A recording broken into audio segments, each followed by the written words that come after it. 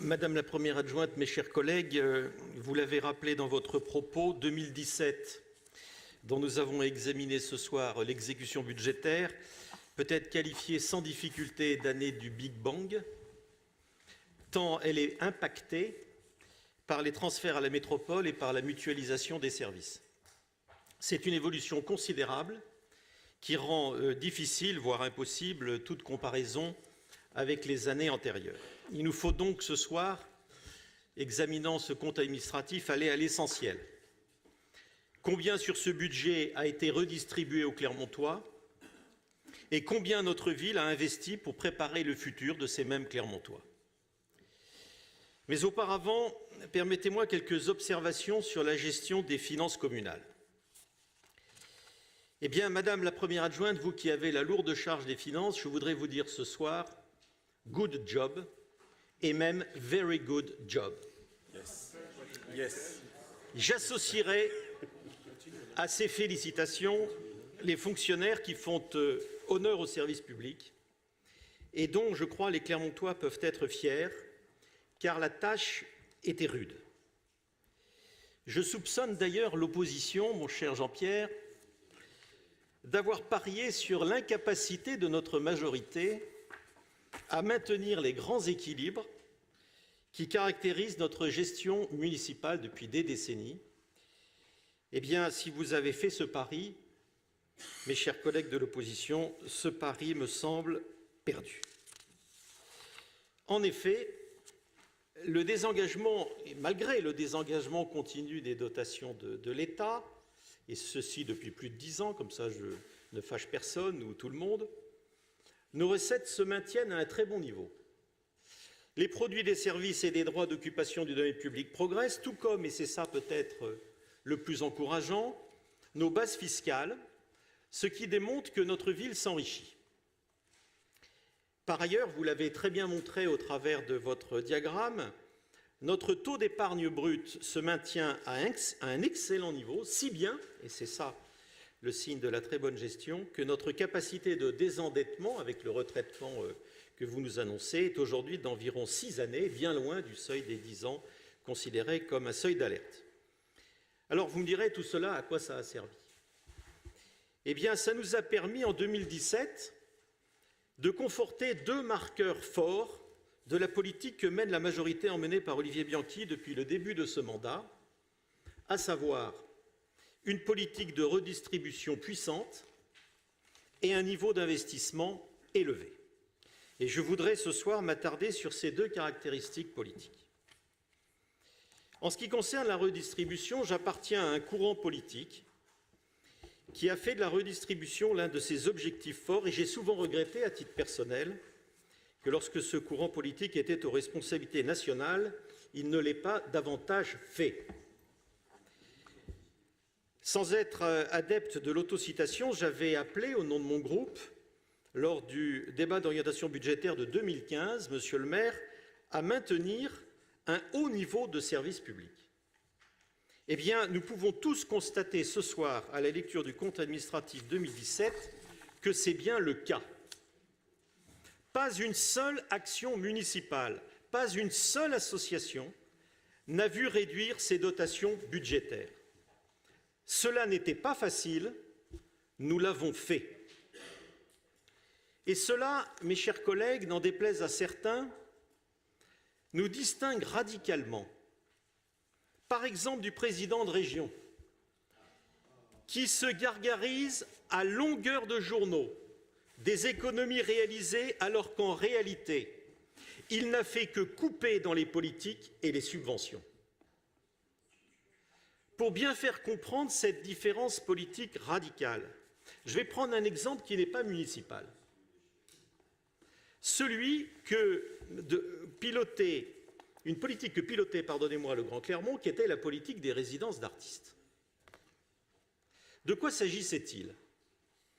Tout simplement d'apporter la culture à des territoires moins bien dotés que Clermont et Riom, qui, eux, s'étaient abstraits de cette politique, considérant justement qu'il fallait donner à ceux qui avaient moins. Alors vous allez me dire, mais c'est une petite chose. Eh bien non. L'impact, et je pense qu'Isabelle peut en témoigner, de ces résidences d'artistes dans les petites communes était énorme.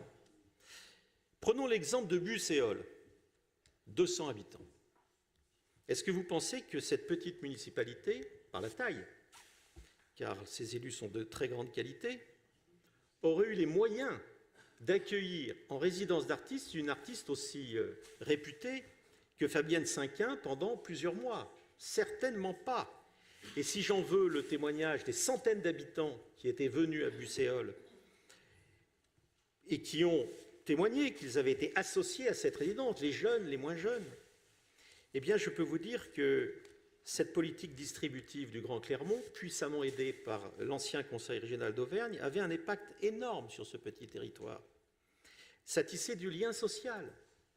Ce lien social qui, précisément aujourd'hui, se distend, fracturant notre société de toutes parts. Eh bien, ça n'a pas plu à M. Wauquiez, cette politique. Sans même d'ailleurs avoir la courtoisie de m'en informer, il supprime sa subvention, torpillant avec une brutalité inouïe une politique menée avec succès depuis 6 ans et envoyant du même coup au chômage la chargée de mission qui s'en occupait. Ce genre d'économie, d'autres que nous, ici, à Clermont-Ferrand, les auraient probablement faites. Or, comme le démontre amplement ce compte administratif 2017, notre engagement et notre fierté est d'avoir permis à tous les services publics de se maintenir, et pour certains, je pense notamment, Cécile, à la politique de la petite enfance, à s'amplifier. Je voudrais, à ce stade de mon propos, en m'adressant aux Clermontois qui nous écoutent ou qui nous regardent, leur faire comprendre la grande utilité de ces politiques publiques largement redistributives.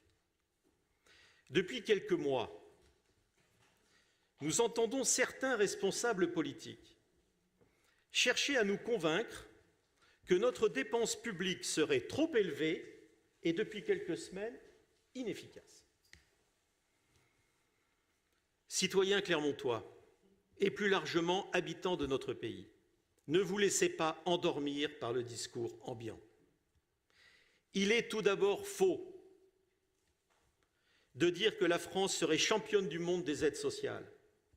Et après tout, si elle l'était, pourquoi pas? Mais en plus, c'est faux. Ce pognon, pour reprendre le vocabulaire du premier des Français, ne représente que 2,6 du PIB, alors qu'au Royaume-Uni, qui, me semble-t-il, est depuis des lustres, n'est plus gouverné par la gauche, il atteint 4%. Donc il n'y a pas de lien entre le niveau et l'efficacité de ces politiques. Alors justement, sur l'efficacité, c'est encore plus stupéfiant, ce qu'on nous raconte depuis quelques semaines. En effet, les études sérieuses, et je ne parle pas évidemment des think tanks ultra-libéraux qui se déchaînent actuellement contre le principe même de la redistribution, eh bien, sachez que ces politiques redistributives ont permis sur les dernières années de diviser le taux de pauvreté en France par 1,6, ce qui a permis à beaucoup de nos concitoyens de ne pas sombrer définitivement, alors qu'en Allemagne, dont on nous chante à longueur de semaine, là aussi, la performance, ce taux n'atteint que 1,2. Donc nos politiques sont plus efficaces que les politiques allemandes. Alors justement, je suis agacé en permanence par le ministre actuel de l'économie, M. Bruno Le Maire, qui nous explique que aussi le travail serait un remède contre la pauvreté. Alors malheureusement, aujourd'hui, le travail, c'est surtout par la précarité et les bas salaires qu'il se caractérise, et certainement pas de quoi sortir de la pauvreté. Alors on m'a dit toujours, ce brave ministre, alors on ne sait plus d'ailleurs, il était à droite, maintenant je ne sais plus où il est, on m'a dit en tout cas qu'il parlait couramment allemand. C'est une qualité que je n'ai pas, mais je me demande à quoi ça lui sert, puisqu'il semble ignorer que la réforme Hartz, cette fameuse réforme du droit du travail allemand, devant laquelle il se prosterne tous les matins, n'est pas à l'origine de ce que l'on appelle un peu vite le succès allemand. En effet, les excédents budgétaires et commerciaux allemands s'expliquent en réalité d'une part, mais simplement d'une part, par la compétitivité des entreprises, mais aussi, il faut le dire, et jamais on le dit, en tout cas pas assez, par une démographie allemande en berne. Et ça change tout, parce que ceci constitue un avantage à court terme. À mon avis, ça va leur coûter très cher à long terme. Donc ne comparons pas ou ne nous comparons pas à ce modèle-là. Parce que moi, le modèle allemand, cher à Bruno Le Maire, il ne me fait pas envie. La pauvreté, sous l'ère de Mme Merkel, a progressé en Allemagne bien plus vite qu'en France, mais cela, les libéraux ne veulent ni le dire, ni le voir. Et oui, chers collègues, quitte à surprendre certains d'entre vous, le taux de pauvreté en Allemagne est aujourd'hui très supérieur à celui qu'il est en France, 16,5 de la population contre 13,6, c'est encore trop pour notre pays. Ce sont des statistiques Eurostat, qui sont donc des statistiques européennes que tout le monde peut consulter. Et je m'adresse aux Clermontois à nouveau. Est-ce que c'est cela que nous voulons pour notre ville? Laisser la population en difficulté continuer à se paupériser ou au contraire l'aider à se construire un futur meilleur? Souhaitons-nous que chaque Clermontois trouve sa place dans sa ville, et ceci dans le respect de nos différences mutuelles, ou souhaitons-nous fracturer notre corps social en plusieurs communautés ne se parlant plus? Pour ce qui concerne la majorité actuelle, notre majorité, et ceci dans toutes ses composantes, nous avons depuis bien longtemps choisi une attitude où le mépris ou l'incompréhension envers les plus démunis n'ont pas lieu d'être. Or, chez certains de nos dirigeants, et ce qui m'attriste au plus haut niveau, la représentation de la pauvreté oscille entre la potence ou la pitié, avec l'émergence de la figure du mauvais pauvre, celui qui profiterait des largesses de l'État sans rien offrir en contrepartie. Et pourquoi ne pas carrément dire que si les pauvres le sont encore, malgré tout ce pognon, c'est qu'ils n'ont pas fait d'efforts pour s'en sortir? Entendre cela est strictement insupportable pour nous socialistes. Parler d'assistanat, comme le fait Laurent Wauquiez, comme d'un cancer de la société, c'est inverser les causes, le chômage, et ses effets, le fait de recourir aux aides sociales pour s'en sortir. Donc je mets en garde les Clermontois contre toute tentation de réduire le champ d'action du service public municipal et métropolitain. Cela se traduirait inéluctablement par une ville moins efficace, et ce pour tous, car cette redistribution profite à tous. Certains, et cela est normal, recevant plus, mais parce qu'ils ont moins.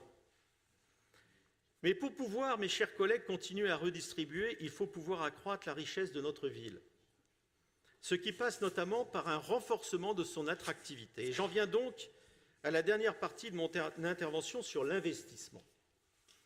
Il est en effet stratégique que notre ville continue à reconquérir de la population, ce qu'elle a commencé à faire depuis l'an 2000, et pour cela, qu'elle fasse envie, grâce à la qualité de ses équipements, l'extraordinaire diversité de son offre culturelle, sportive et associative, sa politique envers les plus jeunes, l'attention portée à nos anciens, et j'en passe. Souvenez-vous-en, mes chers collègues, lorsque M. le maire, en début de mandat, a eu le courage politique de demander aux contribuables un effort fiscal supplémentaire, ce n'était pas pour se dispenser d'efforts de gestion, ils ont été faits, mais pour continuer à améliorer le quotidien des Clermontois. Or, chacun peut mesurer tous les jours de la semaine que tout fonctionne bien et tout le temps. Ce n'est pas nous qui le disons. Vous auriez été là il y a quelques jours. C'est les nouveaux Clermontois qui, comparant avec leur ancien lieu de résidence, soulignent unanimement qu'ici, il est plus agréable et moins coûteux de vivre que dans d'autres villes. Nous récoltons d'ailleurs, je trouve que nos magazines et la presse locale n'en fait pas suffisamment état, de plus en plus souvent des prix, et dans tous les domaines, ce qui prouve bien que notre ville progresse en continu et partout. Je le dis parce que ça n'a pas toujours été le cas. Je pense notamment aux calamiteuses années 80, où nous ne pouvons... je pense aux années 80, effectivement, qui étaient des années très contraintes, et je crois que ce que vous avez annoncé, Madame Nouin, en matière d'investissement, est assez remarquable, parce qu'on est quand même dans une situation économique très difficile, avec une croissance d'ailleurs qui est en train de piquer du nez depuis le début de l'année, Eh bien, malgré cela, nous maintenons grosso modo un niveau d'équipement de 50 millions par an, ce qui n'est pas rien. Et si on y rajoute, et je le dis aux Clermontois, évidemment, la partie des investissements métropolitains qui se fait sur notre territoire, si on additionnait, on agrégeait les deux et qu'on rapportait ça à la population, on serait certainement dans les villes de France en ce moment les plus dynamiques. Là aussi, mon cher Jean-Pierre, je vous ai entendu plusieurs fois tabler sur un recul de l'investissement. Eh bien, je crois que, en tout cas, pour ce qui concerne le compte d'administration 2017, vous avez la démonstration du contraire. Il faudra donc changer d'angle d'attaque pour critiquer notre gestion. J'en ai terminé, j'en appelle donc, au nom du groupe socialiste, et si possible, à poursuivre cette politique, et si possible à l'amplifier dans certains secteurs, au moins pendant les 2 ans à venir, et si possible au-delà. Je vous remercie.